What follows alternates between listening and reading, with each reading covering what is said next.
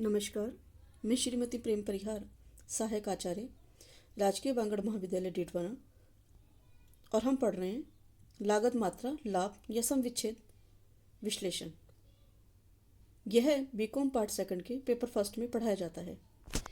पिछले वीडियो में हमने कंट्रीब्यूशन क्या होता है और उसे कैसे कैलकुलेट किया जाता है, ये पूरी जानकारी ली थी।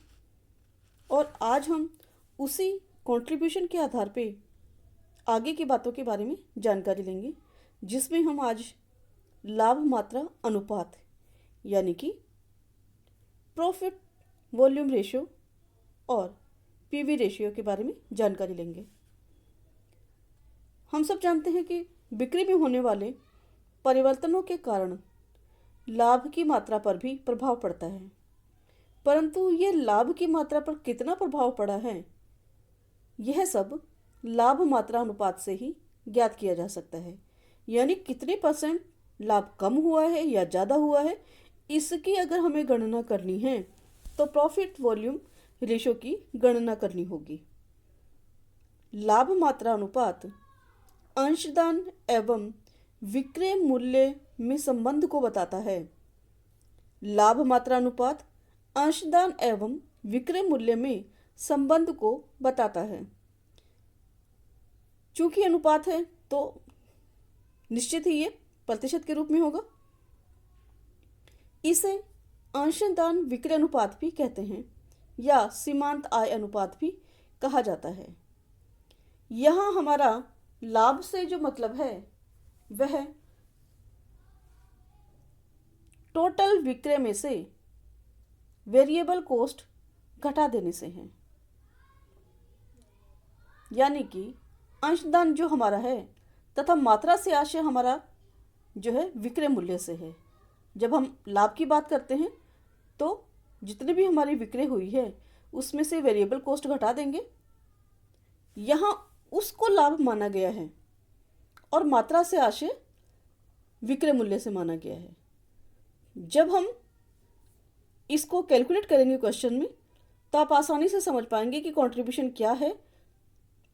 पीवी रेशियो की कैलकुलेशन करने के लिए किस किस को हम कैलकुलेट करेंगे। पहले जैसे हमें कंट्रीब्यूशन चाहिए, हमें सेल्स चाहिए, वेरिएबल कॉस्ट चाहिए, फिक्स कॉस्ट चाहिए, क्या क्वेश्चन की मांग है और क्वेश्चन क्या कह रहा है, उसके आधार पर हम उसे सॉल्व करेंगे। इसके सूत्रों के बारे में जान लेते हैं। पहले पीवी रेशियो बराबर कंट्रीब्यूशन बटा सेल्स इंटू 100, पहला सूत्र है ये हमारा। इसी का दूसरा सूत्र, चूंकि मैंने पहले भी बात की थी कि कंट्रीब्यूशन से यहाँ आशय हम ले रहे हैं सेल्स माइनस वेरिएबल कॉस्ट, तो अगर दूसरे रूप में हम लिखें तो PV ratio is equal to sales minus variable cost बटा सेल्स इंटू 100, दूसरे सूत्र के रूप में। और यदि हम तीसरे सूत्र की बात करें तो पीवी रेशियो जो है हमारा वो होगा फिक्स्ड कॉस्ट प्लस प्रॉफिट बटा सेल्स इंटू 100। हमने कंट्रीब्यूशन जब पढ़ा था तब हमने मार्जिनल कॉस्ट इक्वेशन पढ़ी थी, अगर आपको याद हो तो। सारा का सारा जो हमारा पीवी रेशियो कैलकुलेशन है ये सारा उसी इक्वेशन के ऊपर बेस्ड है। चौथा हमारा जो इसका सूत्र है वो है PV ratio is equal to 1 minus variable cost बटा सेल्स इंटू 100।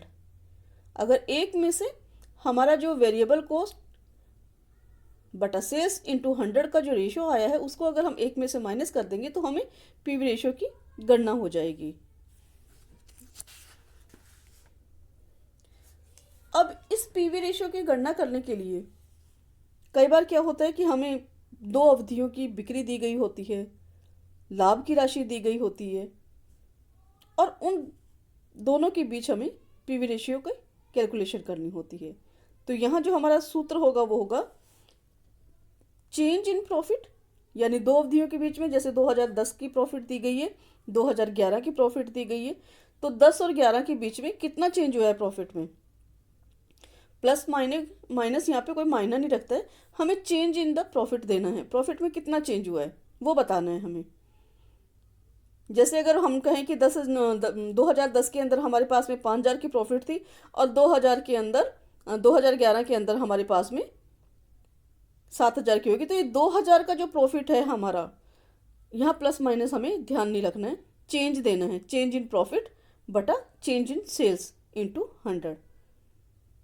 दो अवधियों की बिक्री और लाभ की अगर राशि दी गई हो तो इस सूत्र के माध्यम से हम पीवी रेशियो की गणना करेंगे।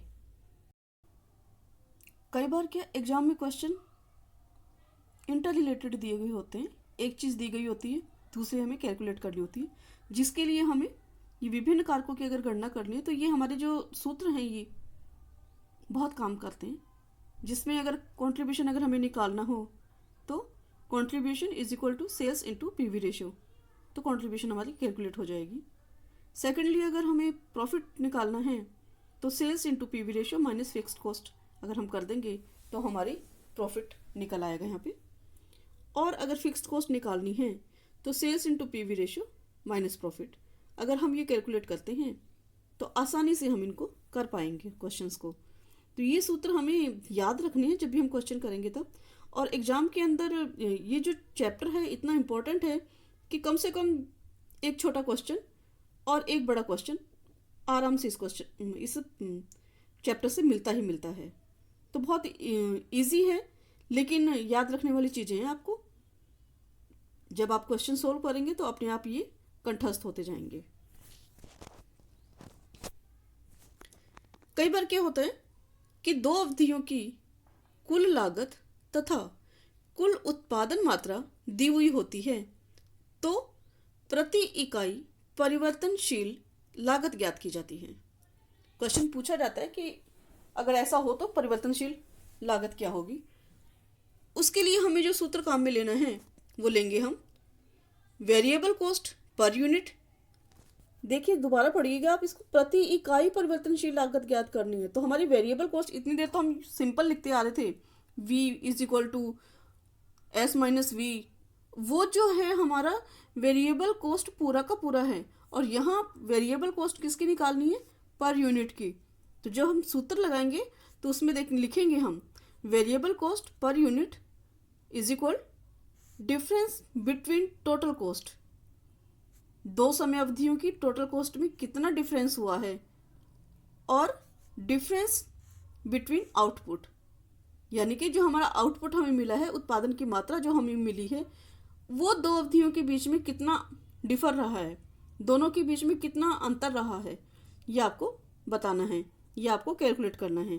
तो हम कैसे इसको पर यूनिट कैसे कैलकुलेट करेंगे, जब हमें दो समय की टोटल कॉस्ट दी गई होगी तो दोनों में से हम माइनस करके डिफरेंस निकाल लेंगे टोटल कॉस्ट में से। और ऐसे ही अगर दो समय का आउटपुट हमें दिया गया है तो दोनों आउटपुट में से अंतर निकाल लेंगे हम। तो सूत्र रूप में हम लिखेंगे variable cost per unit is equal difference between total cost बटा डिफरेंस बिटवीन आउटपुट।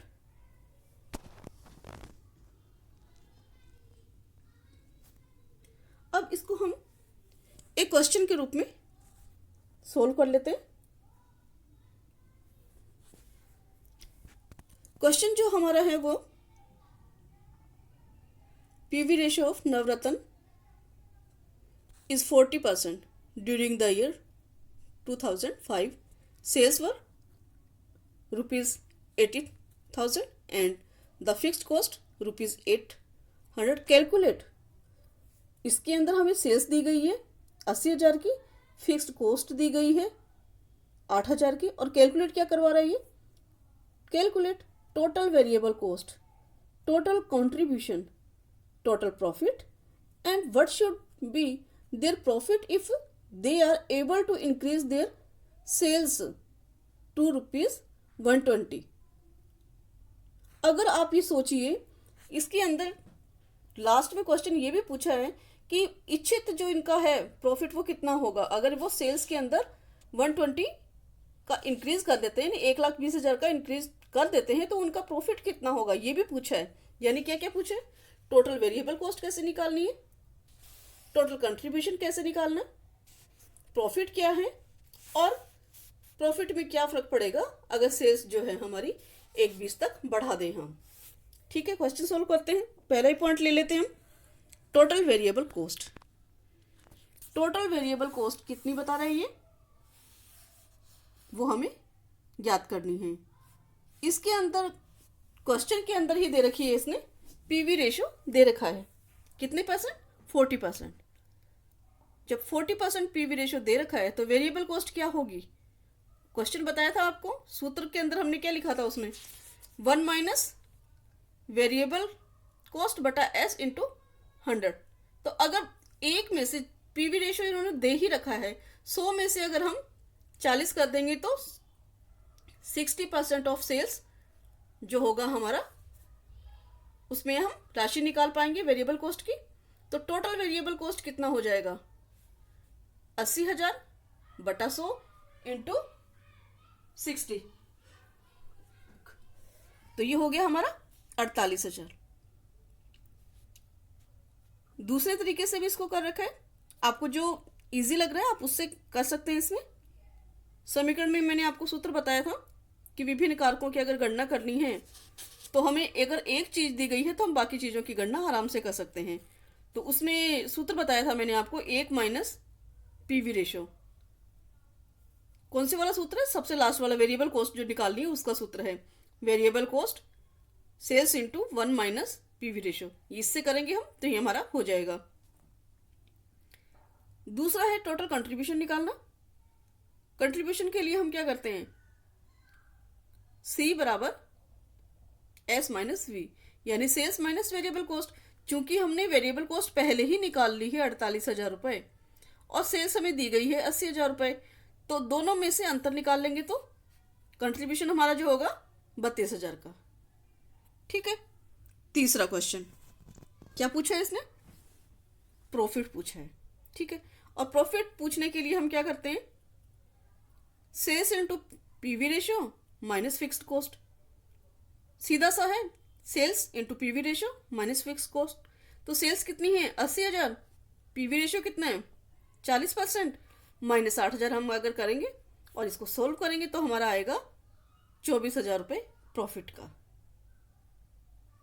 अब चौथा पॉइंट इन्होंने पूछा है कि प्रॉफिट क्या होगा जब हम सेल्स जो है 1,20 कर दें, यानी 1,20,000 रुपये कर दें, तो हमारा प्रॉफिट क्या होगा। तो प्रॉफिट निकालने के लिए sales into PV ratio minus fixed cost. अब जहां पहले हमने क्वेश्चंस के अंदर 80,000 की ली थी सेल्स, वहां अब हम कितनी लेंगे 1,20,000 की। 1,20,000 का 40% माइनस फिक्स्ड कॉस्ट का करेंगे हम, तो हमारे पास में जो आंसर आएगा वो 40,000 का आएगा। ऐसे ही हम अपने सारे क्वेश्चन कर लेंगे। पर सबसे बड़ी बात यह है कि लाभ मात्रा अनुपात का उपयोग क्यों किया जाता है। लाभ मात्रा अनुपात विक्रय मात्रा में होने वाले परिवर्तनों को बताता है, हम सब जानते हैं, और ये व्यवसाय के लिए महत्वपूर्ण है परिचालन लाभदायकता का अनुभव करने के लिए।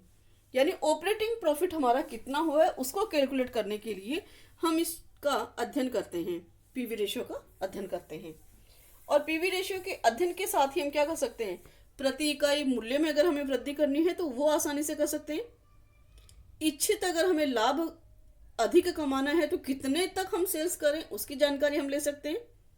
और अगर वेरिएबल कॉस्ट में कमी लानी है या वेरिएबल कॉस्ट हमारी कितनी कम करें कि लाभ अधिक हो जाए, तो इन सब चीज़ों की जानकारी के लिए, इन सब चीज़ों की कैलकुलेशन करने के लिए हमें पीवी रेशियो पढ़ना ही पड़ेगा, याद करना ही पड़ेगा, चाहे वह कोई भी व्यवसाय हो।